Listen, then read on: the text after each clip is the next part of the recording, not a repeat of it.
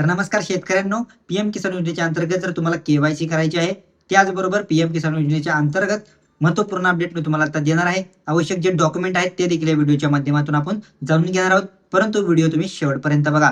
तर बघा, महाराष्ट्रातील शेतकरी पीएम किसान योजनेच्या अंतर्गत जर लाभ घेतात, त्यांना हप्ते वितरण तर झालेच आहे, परंतु ₹2,000 इतका लाभ तुम्हाला मिळत आहे. तुम्हाला वार्षिक ₹6,000 योजनेच्या अंतर्गत दिले जातात.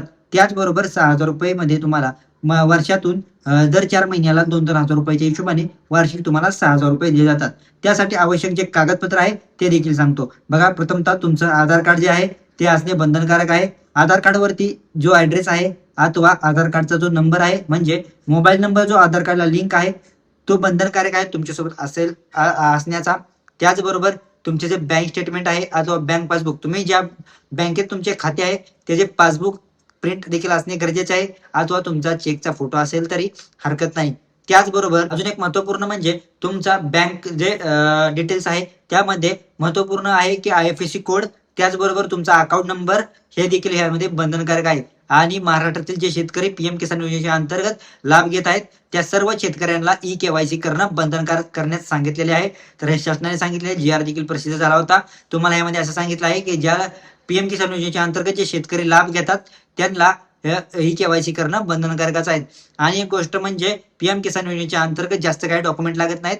तुमचं ओळखपत्र म्हणजे तुमचं आधार कार्ड, तुमचं आधार कार्ड झाल्याच्या नंतर आधार कार्डला असणारा जो मोबाईल नंबर लिंक आहे ते तुमच्यासोबत असणे बंधनकारक आहे. आणि OTP व्हेरिफिकेशनद्वारे ही प्रोसेस केली जाते. त्याचबरोबर तुमचे bank details, IFSC code, account number अथवा पासबुक, चेक काही देखील चालू शकतं. ज्या बँकेत तुमचं अकाउंट आहे तेच बँक खाते किंवा त्याच बँकेत जो मोबाईल नंबर ॲड आहे तोच आधार कार्ड नंबरला मोबाईल नंबर लिंक असणे बंधनकारक आहे.